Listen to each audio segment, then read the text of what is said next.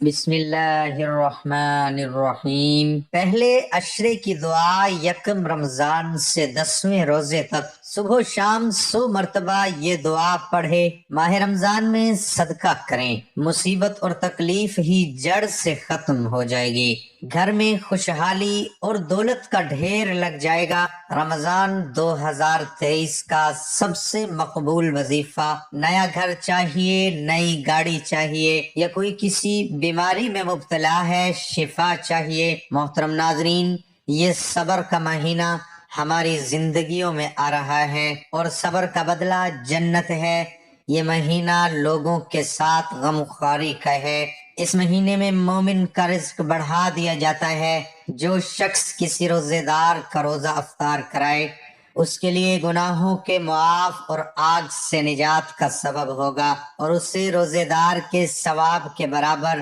مگر رمضان کے دن قریب آتے ہیں، رحمت الہی کے اشتیاق میں رسول پاک صلی اللہ علیہ وآلہ وسلم کی طرف سے بڑھتی چلی جاتی ہے۔ رمضان سے 2 ماہ پہلے رجب ہی سے آپ صلی اللہ علیہ وآلہ وسلم کے ہاں رمضان کا تذکرہ شروع ہو جاتا، جیسا کہ ایک روایت کے مطابق حضور اکرم صلی اللہ علیہ وآلہ وسلم رجب کے مہینے میں دعا مانگا کرتے تھے، اے اللہ ہمیں رجب اور شعبان میں برکت نازل فرما اور رمضان نصیب فرما۔ جب رسول پاک صلی اللہ علیہ وآلہ وسلم شعبان کے مہینے میں داخل ہوتے، یہ ذوق و شوق مزید بڑھ جاتا اور آپ اس شب و روز گویا رمضان جیسا رنگ اختیار کر لیتے۔ یاد رہے کہ شعبان کا مہینہ گزر گیا ہے، رمضان کا مہینہ شروع ہو گیا ہے، اور جیسے ہی رمضان کا چاند نظر آتا ہے رمضان کا مہینہ شروع ہوگا۔ اس مہینے میں ہمارے پیارے آقا صلی اللہ علیہ وآلہ وسلم نے کون سے کام کرنے کی تاکید فرمائی ہے، ہم آپ کو آج کی ویڈیو میں بتائیں گے، اور ساتھ میں آپ کو یہ بھی بتائیں گے کہ قرآن مجید کی وہ کون سی مبارک آیت ہے آپ نے یہ وظیفہ کرنا ہے جس سے آپ کے گھر کے حالات ٹھیک ہو جائیں گے، آپ کی ہر طرح کی تنگی دور ہو جائے گی۔ اس بارے میں مکمل تفصیل جاننے کے لیے ویڈیو کو آخر تک ضرور دیکھیے گا۔ یاد رہے کہ شعبان کے دنوں میں رمضان کو پا لینے کی طلب کا اظہار اس حدیث سے بھی ہوتا ہے، جس میں حضور اکرم صلی اللہ علیہ وآلہ وسلم رمضان کے انتظار میں شعبان کے دن گن گن کے گزارنے کی تاکید فرمائی ہے۔ جیسا کہ ایک روایت میں ہے کہ شعبان کے چاند رمضان کے انتظار میں گن گن کر گزارو۔ ناظرین، اس حدیث سے مراد ہے کہ رمضان کی آمد کے پیش نظر شعبان کی تاریخوں کا بھی حساب رکھو۔ رمضان کے شروع ہونے سے پہلے ہی اللہ کے پیارے حبیب علیہ وآلہ وسلم صحابہ کو یوں فکر مند فرماتے۔ یاد رہے، یہ صرف صحابہ کو فکر مند نہیں فرمایا بلکہ پوری امت کو یہ پیغام دیا ہے کہ رمضان میں کیا اعمال کرنے چاہیے۔ اس بارے میں حضرت سلیمان فارسی سے روایت ہے، نبی کریم صلی اللہ علیہ وآلہ وسلم نے شعبان کی آخری تاریخ واضح فرمایا اور رمضان کی آمد کی خبر دیتے ہوئے آپ صلی اللہ علیہ وآلہ وسلم نے فرمایا، سنو، تم پر ایک مہینہ سایہ فگن ہونے والا ہے۔ ماہ رمضان بہت بڑا اور بہت مبارک مہینہ ہے۔ اس مہینے میں ایک رات ایسی ہے جو 1000 مہینوں سے بڑھ کر ہے۔ اللہ تعالیٰ نے اس کے روزے رکھنا فرض فرمایا اور اس کی رات کے قیام کو ثواب ٹھہرایا۔ جو شخص اس مہینے میں کوئی نفلی نیکی بجا لائے گا وہ ایسا ہی ہے جیسے عام دنوں میں فرض کا ثواب ہو، اور جو شخص اس مہینے میں کسی فرض کو ادا کرے گا وہ ایسا ہے جیسے غیر رمضان میں 70 فرائض ادا کرے۔ یہ صبر کا مہینہ ہے اور صبر کا بدلہ جنت ہے۔ یہ مہینہ لوگوں کے ساتھ غمخواری کرنے کا ہے۔ اس مہینے میں مومن کا رزق بڑھا دیا جاتا ہے۔ جو شخص کسی روزے دار کا روزہ افطار کرائے اس کے لیے گناہوں کے معاف ہونے اور آخرت میں نجات کا سبب ہوگا۔ اسے روزے دار کے ثواب کے برابر ثواب ہوگا، مگر روزے دار کے ثواب میں کچھ بھی کمی نہیں ہوگی۔ صحابہ کرام نے عرض کیا، اے اللہ کے رسول صلی اللہ علیہ وآلہ وسلم، ہم میں سے ہر شخص اتنی طاقت نہیں رکھتا کہ روزے دار کو افطار کرائے۔ آپ صلی اللہ علیہ وسلم نے فرمایا، آپ صلی اللہ علیہ وسلم نے ارشاد فرمایا، یہ ثواب پیٹ بھر کر کھلانے پر نہیں، اگر کوئی شخص ایک کھجور سے روزہ افطار کرا دے یا ایک گھونٹ پانی یا ایک گھونٹ دودھ کا پلا دے تو اللہ اس پر بھی یہ ثواب فرما دے گا۔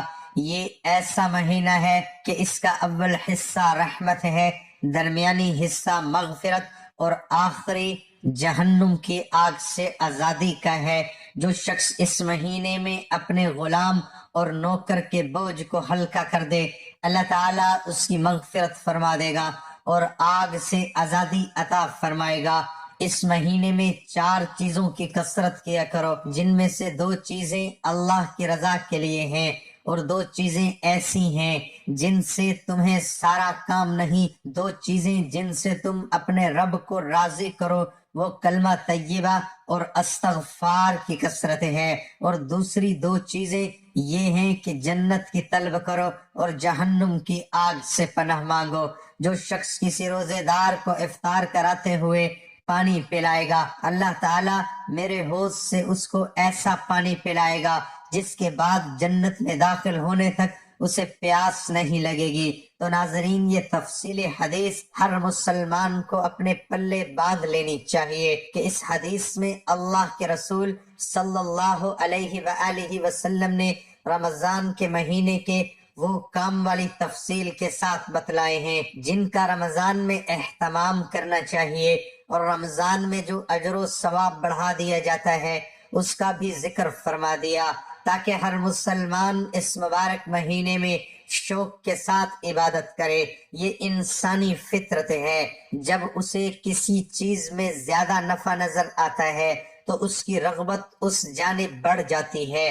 تو ناظرین، یاد رہے کہ اللہ تعالیٰ نے یہ مبارک مہینہ ہمیں اس لیے عطا فرمایا ہے کہ 11 مہینے انسان دنیا کے رندوں میں مشغول رہتا ہے، جس کی وجہ سے دلوں میں غفلت پیدا ہو جاتی ہے، روحانیت اور اللہ تعالیٰ کے قرب میں کمی واقع ہو جاتی ہے۔